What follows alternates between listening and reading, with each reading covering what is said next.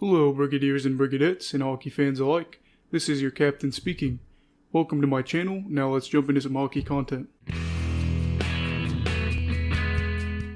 Hello everybody, happy Monday. We are currently experiencing plenty of snow in our region of the country, as is much of the nation in the center part of America.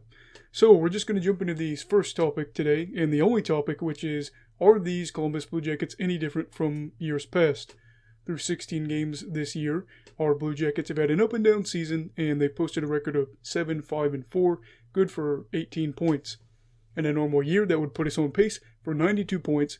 So you can see that we wouldn't be a juggernaut if we played 82 games, but we obviously wouldn't be a bad team either. We've made it to the playoffs 4 straight years and only have one second round appearance to show for it. So will this year be any different? The short answer is I don't know, but let's dive deeper into this, and hopefully by the end of this video, you'll see why I say maybe. We obviously have a fairly talented team that's well built, but we're obviously not a dominant team like Tampa Bay, Colorado, Vegas. Those teams are just built to a whole different tier, but we're a very well-built team. We're a team that plays well defensively, and we're not a top 10 scoring team. Does that sound familiar? A team that really doesn't have a potent offense, but is a team that can keep the puck out of the net. Yeah, that's kind of what we do. But what exactly does different mean? So we're going to talk about this. To me, different would honestly even just be winning in the first round. Because besides the upset against Tampa Bay, that's not a norm. We don't normally get out of the first round. So that's going to be a thing that changes culturally, where we get out of the first round and start making second round appearances. So for me, being different would be literally winning in the first round, maybe the second. I will get that bold. And then really, besides that upset against Toronto or Tampa Bay, we only have that series win against Toronto in the qualifying round. So obviously, it's not exactly like we've padded the resume.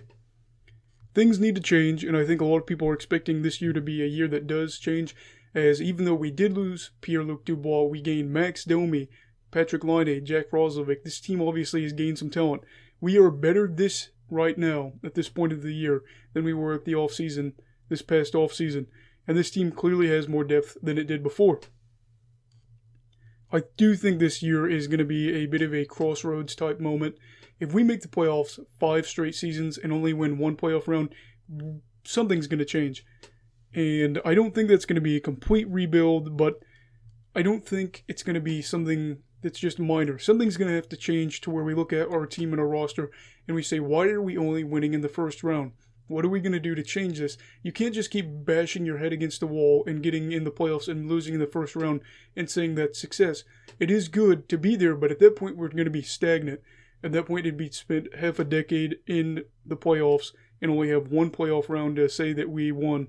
And I'm not saying it's a bad thing. I'm glad we're consistently good, but I want us to go farther in the playoffs. There's a few things that are going to have to change, though, in order for that team to occur, where we are consistently winning outside of the first round. Right now, we're the second worst team in the league for Corsi, and that's not good. That's a possession metric that covers time of possession, shots, etc., things like that. So that's not a good thing. And another reason that's kind of concerning is we spend the 3rd least amount of time in the league per game on the penalty kill. So it is a little concerning that even though we don't spend a lot of time on the penalty kill, we are one of the worst teams when it comes to possession in the league. 2nd worst in the league, if I'm being completely honest here, because that's what it is. In general, our special teams are going to have to pick up. This is something that I've talked about before. The power play, that seems like something that we always talk about. The power play is not good right now, and we're 20th in the league for that. The penalty kill is struggling a little bit. It seems to come in bunches where we're not very good. It'll seem we're on a tear, and the penalty kill is amazing, that it'll be 4 out of 9 that we get scored on the PK. So we're going to have to turn that around, and that's going to have to be better for both ends in order to be a team that wins in the first round of the playoffs. One thing I also hate to admit is our goaltending has been a little shaky. I'm not saying it's been the worst of the worst, but it has been a little shaky. On the penalty kill, we have the 7th worst high danger save percentage, and at 5-on-5 play, our goalies have the 9th worst high danger save percentage. So why is that important? Well, for the people who say we give up the 9th most shots in the league at 31 shots per game, that is true. We give up the 11th fewest scoring chances and the 14th fewest high danger chances in the league. So what does that mean? It just basically means that our goalies have struggled to keep the puck out of the net. when it's been a high danger situation, and that's not a good thing. I think there's a lot of reasons for this. You have Corpy taking on extra workload since Elvis has been injured, and then obviously Elvis has had a few games where he struggled. He had one game where he mishandled the puck really bad. I think it was against Chicago, and that was rough. I don't like goalies playing the puck. It usually turns out to be a bad thing. You're not Marty Brodeur. We'll say it again. You probably can't handle the puck. Let your defensemen or your forwards handle the puck. It'll be okay. Now, obviously, if you feel comfortable and the team isn't pressing to try to get the puck, then you should play the puck if you feel comfortable. But if they are trying to get a scoring opportunity and they are rushing, trying to get the puck from you, don't play the puck. Those are two people that are going to have to turn it around soon, as our success obviously depends on them keeping the puck out of the net. I think there's something we're going to have to work on also is momentum. We have a really, really weird record where we will score first and then we lose a game. I think our record's like 4-3-4, something along those lines, that if we score first, we usually lose. It's kind of weird. That's going to have to change. I don't like that at all. Seems like we'll have these weird lapses. Against Chicago a few games back, the Blackhawks scored 2 goals in like a minute and a half, and it seems like there's been times where we've given up goals relatively quick together. So now we're getting to the pressing point of this. Will this season be any different? Maybe, just because of the talent we have. Seth Jones is going to have to keep grinding after a slow start, as his offensive game is his bread and butter. He is not a lockdown defensive defenseman. He is more known for his offense, and he has turned it around the past few games, probably like 5, maybe more actually. Somewhere in between there, I think 8. His offense has turned around. He started to get off that slow start that was really rough, hurting him in the beginning of the year.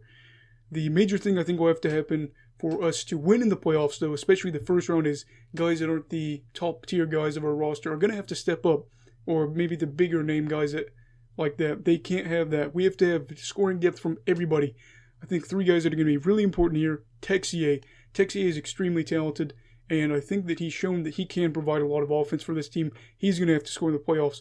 Foudy. I'd really like to see Foudy get on a hot streak and gain some confidence.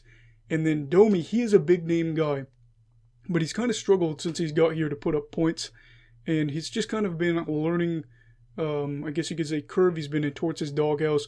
So I'm hoping that Domi can get off this cold streak and start to get things going for him. And if he scores and all that happens and we get some scoring depth in general, we're going to be okay. If we do win a playoff round, consistent offensive production from these guys will really be key. I don't expect us to score a bunch of goals in the playoffs, but if we get enough scoring from everyone on the roster, I think that would be huge. Maybe getting offense from guys you don't normally expect offense to come from. Vladislav Gavrikov, much more of a defensive defenseman. I think he would be a guy that, if he could give us some offense, that would be great.